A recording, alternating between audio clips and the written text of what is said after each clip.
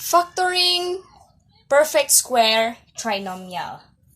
Some trinomials are squares of binomials. So for example, we have x squared plus 4x plus 4 is the square of the binomial x plus 2. A trinomial that is the square of a binomial is called a perfect square trinomial. So that's why it is called a perfect square trinomial. So we considered squaring binomials as a special product rule. In this expression, x squared plus 4x plus 4, iyang factor is kanisya x plus 2. X plus 2 squared. Or x plus 2 x plus 2. Unsa man nato ni pagkuha nato, di man nato ni makuha si x plus 2. We are going to focus for our first term x squared and our third term which is 4. 4 is a perfect square, right? 4 is a perfect square of 2 because square root of 4 is 2 and perfect x squared is a perfect square of x. Then copy the sign, the plus sign, nganong plus sign siya because the sign nga separated ni first term and the second term is plus. That's why just copy plus sign. So we have x plus 2 squared or x plus 2 and x plus 2. So I'll give you another example. Our next example is y squared plus 12y plus 36. So this expression is a perfect square trinomial. We are going to find its factor. So again, we have our first term which is y squared and our third term is 36. So y squared and 36 are a perfect square. So what is square root of y squared? That is y. And our 36 is, square root of 36 is 6. Then, what sign we are going to use? Sign that are separated by our first term and second term, which is the plus sign. That's why, copy plus sign.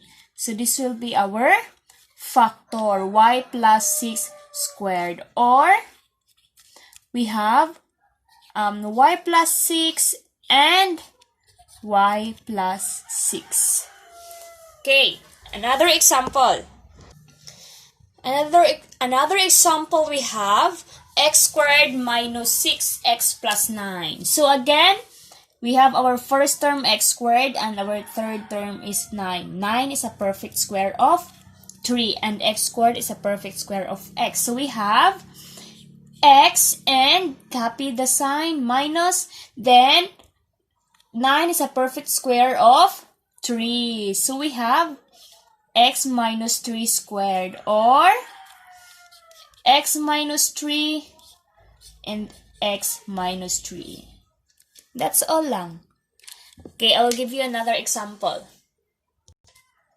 Next, we have this example, 25x squared minus 10xy plus y squared. 25x squared is a perfect square of 5x, right? Because square root of 25 is 5 and square root of x squared is x. And then, copy the minus sign. Then, the square root of y squared is y. So, mauna ni siya ito ang factor.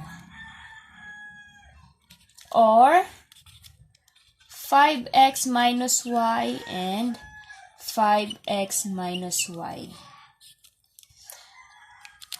Ato lang yung bantayan niya is our third term niya nga a perfect square po siya. Next example, we have 36x4 minus 60x squared y plus 25y squared. Okay. So our first term is 36x4 and our third term is 25y squared.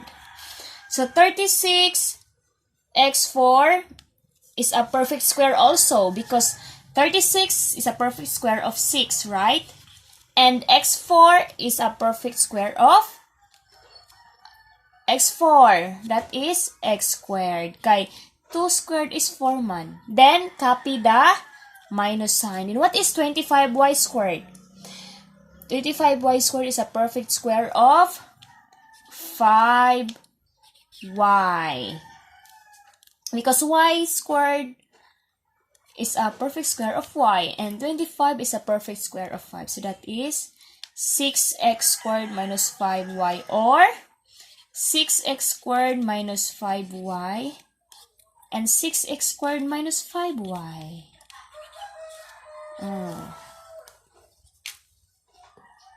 Last example, we have x squared minus 22x plus 121. So our first term is x squared and our third term is 121, a perfect square.